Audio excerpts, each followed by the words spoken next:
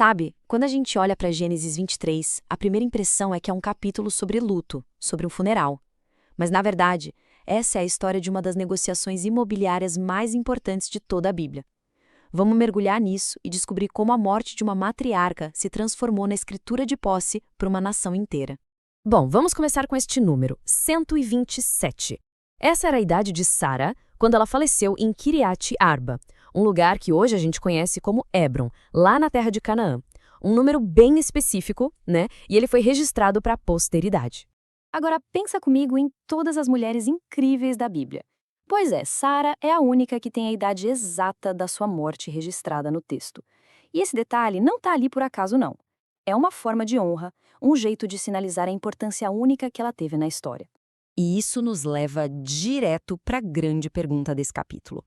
Se a história começa com um evento tão marcante, a morte da matriarca, por que a narrativa gasta a maior parte do tempo com uma negociação de terras super detalhada, quase burocrática?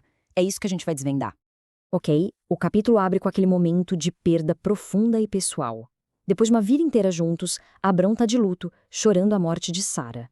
Só que o luto de Abraão ocupa pouquíssimos versos. A narrativa muda o foco muito rápido, sabe? Sai do choro e vai para a ação. O texto diz que Abraão levantou-se de diante de sua morta, uma frase que já sinaliza essa virada de chave. O pesar dá lugar a uma necessidade bem prática: achar um túmulo. E isso já é uma pista de que a história tem um propósito bem maior. E aí que a gente entra no coração do capítulo, uma negociação pública bem complexa. Abraão, que era um estrangeiro ali, precisava comprar um pedaço de terra para poder sepultar a esposa. Abraão chega para falar com os filhos de Et, os hititas que dominavam a região, com uma humildade toda estratégica. Ele se apresenta como estrangeiro e residente, ou seja, ele está reconhecendo que não tem direito legal nenhum à terra. O pedido dele é simples: um lugar para enterrar Sara. A resposta dos hititas soa incrivelmente generosa, não é? Eles o chamam de príncipe de Deus e oferecem os melhores túmulos que eles têm. À primeira vista, parece um gesto de enorme respeito, de hospitalidade. Mas tem muito mais coisa acontecendo por baixo dos panos aqui. E aqui a gente entra num fascinante ritual de negociação típico do Antigo Oriente. Quando os hititas oferecem os túmulos, não é um presente de verdade, é uma formalidade, uma abertura educada para a conversa. O que eles realmente esperam, em troca dessa generosidade toda, é que Abraão pague um preço bem alto. E olha só, esse não é um acordo feito às escondidas.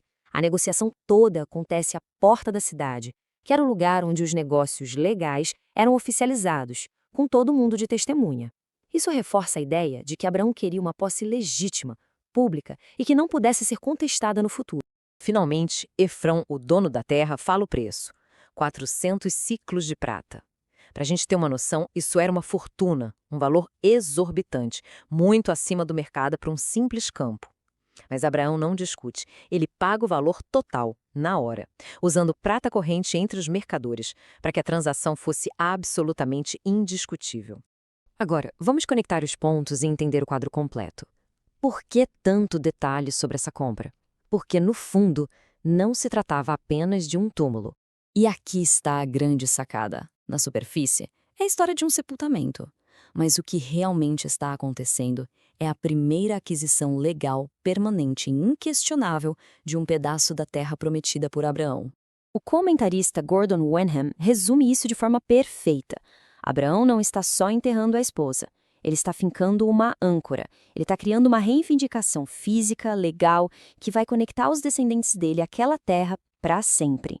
É aqui que acontece a grande transformação. Com essa compra, o status de Abraão muda completamente. Ele não é mais só um peregrino de passagem, ele agora é um proprietário de terras. A promessa divina de que aquela terra seria dele começa a se tornar algo concreto, legal, permanente. E o significado dessa caverna, a caverna de Macpela, vai ecoar por todo o resto do livro de Gênesis e por toda a identidade da nação. Essa caverna se tornaria o túmulo ancestral da família. Depois de Sara, o próprio Abraão seria sepultado ali. E depois deles, Isaque e Rebeca, Lia e, por fim, Jacó, cujo corpo seria trazido lá do Egito só para ser enterrado nesta terra. Apenas Raquel foi sepultada em outro lugar. Desse jeito, a caverna de Macpela se torna muito mais que um cemitério de família. Ela vira um memorial, um símbolo físico e duradouro da promessa e da reivindicação de Israel sobre a terra de Canaã. É um ponto de referência que basicamente diz: as nossas raízes estão aqui. Então, para fechar, vamos juntar todas as peças e entender o que isso tudo significa para o futuro da história. Gênesis 23 é um texto brilhante. Ele usa a tristeza da morte de Sara como motor para um ato de fé gigantesco. Ao comprar esse campo, Abrão demonstra sua confiança total na promessa de Deus. E assim, uma história sobre perda se transforma numa poderosa declaração de esperança e de legado. E agora, com a terra garantida, com a âncora fincada, qual é o próximo passo lógico para assegurar o futuro da aliança? É a próxima geração, claro. E é exatamente por isso que o capítulo seguinte, Gênesis 24, é inteiramente dedicado à busca por uma esposa para Isaque, garantindo a continuidade da linhagem na terra que agora eles finalmente possuíam,